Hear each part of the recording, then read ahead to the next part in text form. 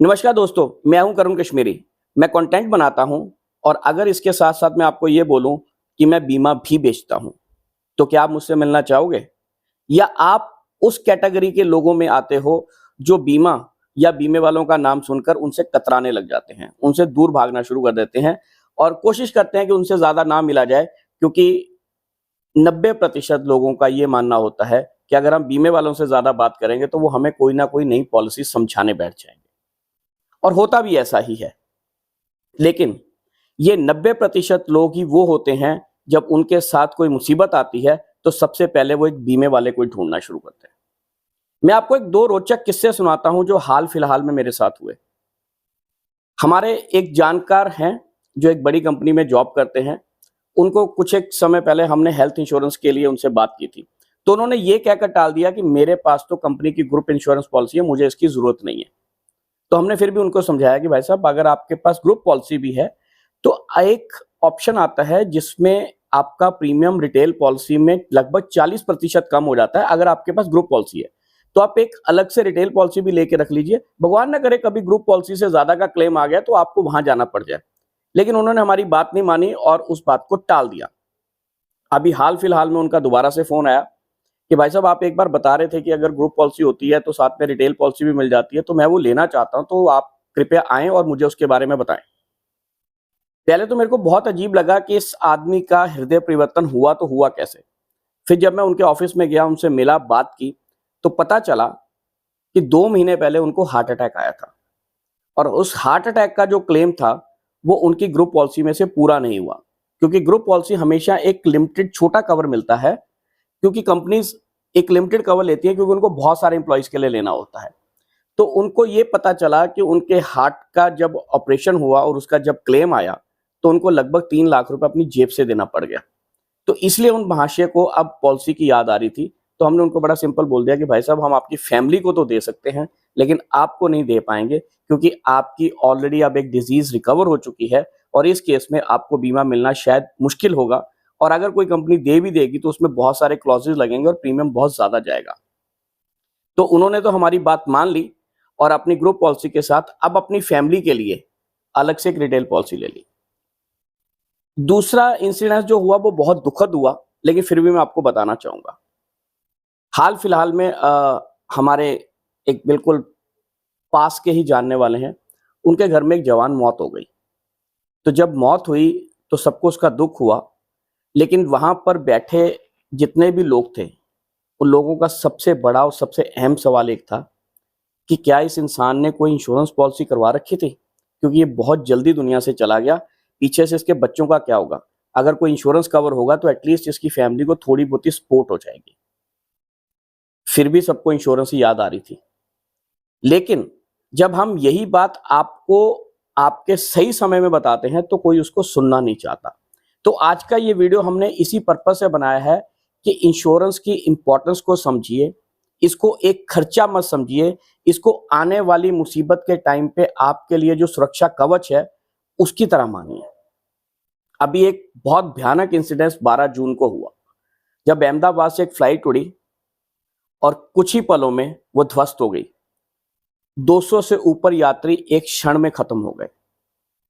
क्या आपने सोचा कि अगर टाटा जैसी कंपनी सोशल रिस्पॉन्सिबिलिटी लेते हुए उसके हर पैसेंजर को 1 करोड़ रुपया अगर नहीं देती और उसमें से कुछ ऐसे लोग होते और होंगे भी जिन्होंने अपने लिए किसी भी तरह का कोई भी इंश्योरेंस कवर नहीं ले रखा होगा, तो उनकी फैमिलीज का क्या होगा?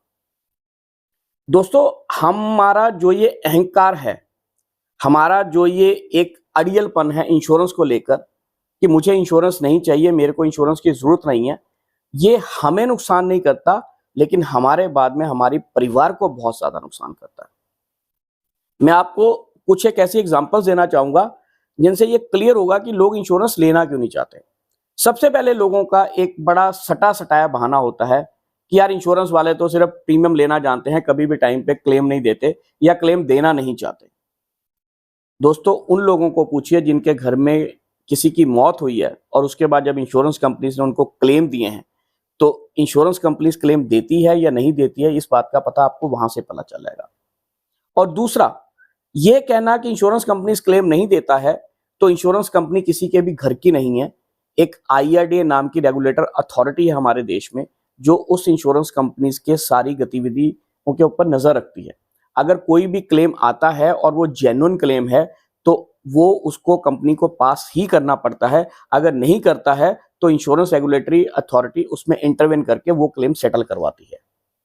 तो ये तो पहला बहाना तो छोड़ दीजिए कि इंश्योरेंस वाले क्लेम नहीं देते। दूसरा एक अमूमन बहाना होता है कि हमारे पास बहुत पैसे हैं, हमें कोई जरूरत नहीं, हमारे ऊपर जब भी कोई दिक्कत आएगी, परेशानी आएगी, हम अपना कोई भी खर्चा होगा वो हम खुद पे कर लेंगे। तो ऐसे लोगों से मैं सिर्फ एक सवाल पूछना चाहूंगा, आप 10-20 लाख रुपए की गाड़ी लेते हो और उसके लिए जब इंश्योरेंस लेने की बारी आती है तो आप सब कुछ कवर करवाते हो। इसमें डेप्थ कैप भी डाल दीजिए, इसमें इंजन की प्रोटेक्शन भी डाल दीजिए, इसमें कंज्यूमेबल भी डाल दीजिए, इसमें राइट टू इनवाइस भी डाल दीजिए कि कल को अगर गाड़ी चोरी हो जाए तो जितने में गाड़ी खरीदी थी उतने पैसे वापस आ जाएं। इसमें चाबी का कवर भी डाल दीजिए, क्योंकि आजकल इलेक्ट्रॉनिक्स चाबियां आ रही हैं, अगर चाबी ही गुम हो जाए तो कई बार 20-20 हजार रुपए की तो चाबी आती है। उसके अलावा मेरे साथ जो पैसेंजर बैठे होंगे उनको भी कवर कर दो, मैंने ड्राइवर रखा हुआ उसको भी कवर कर दो, कल को एक्सीडेंट हो जाए तो उसका कवर भी मिलना चाहिए।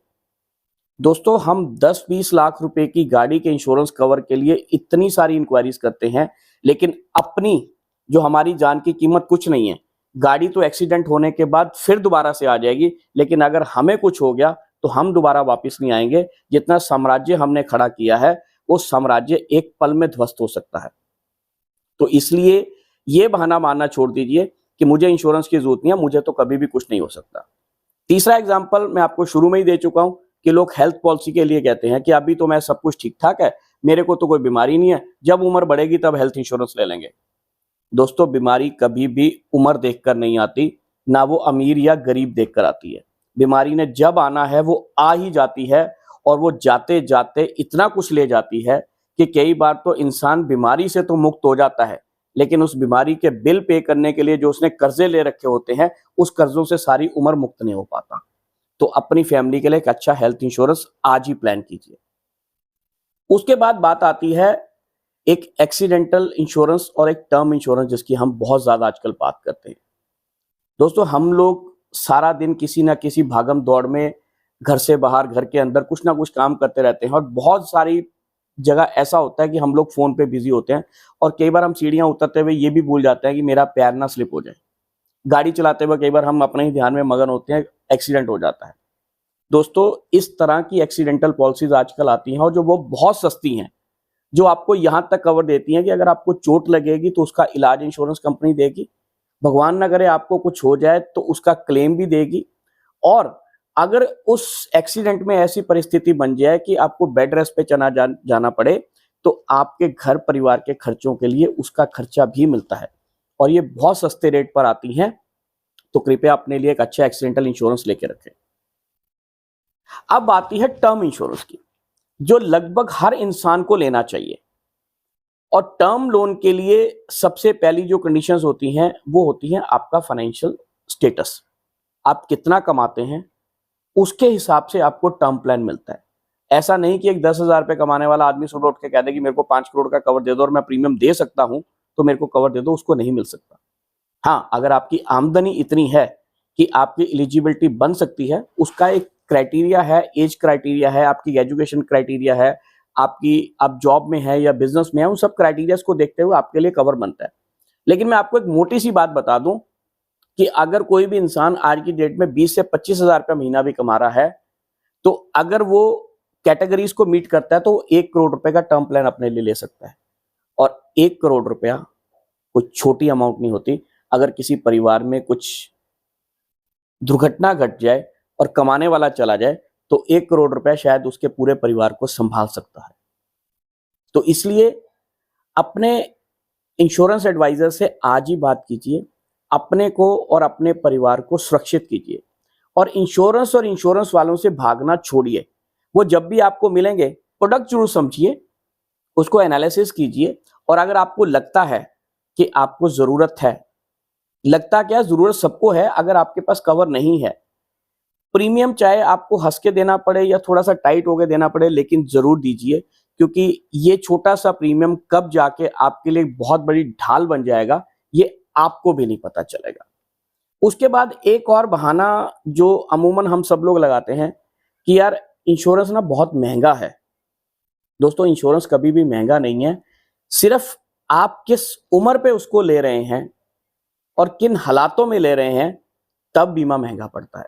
अगर आप सही समय पे एक अच्छी पॉलिसी आपके लिए परचेज करेंगे तो इंश्योरेंस कभी भी महंगा नहीं है।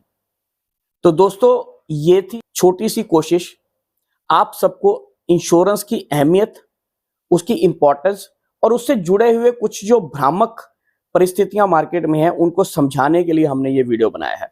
अगर आपको अच्छा लगा हो तो अपने दोस्तों के साथ शेयर जरूर कीजिएगा, और अगर आप में से कोई भी एक अच्छा इंश्योरेंस लेना चाहता हो, चाहे वो टर्म प्लान है, चाहे एक्सीडेंटल प्लान है, चाहे हेल्थ प्लान है, या आप अपने एम्प्लॉइज के लिए ग्रुप इंश्योरेंस लेना चाहता है, तो आप हमें संपर्क कर सकते हैं। याद रखिए, हम आपको अच्छी एडवाइस देंगे। आप हमसे पॉलिसी ले ना लें, लेकिन एडवाइस जरूर लीजिए। हम हमेशा कहते हैं वी एडवाइस, यू डिसाइड। हम सिर्फ आपको एक अच्छी सलाह दे सकते हैं, लेना नहीं लेना आपके ऊपर निर्भर करता है। एक बार सलाह लेकर देखिए, शायद आपको अच्छा लगे। मिलते हैं अगली बार किसी और वीडियो में किसी और टॉपिक के साथ। तब तक हमारी तरफ से बाय बाय दोस्तों।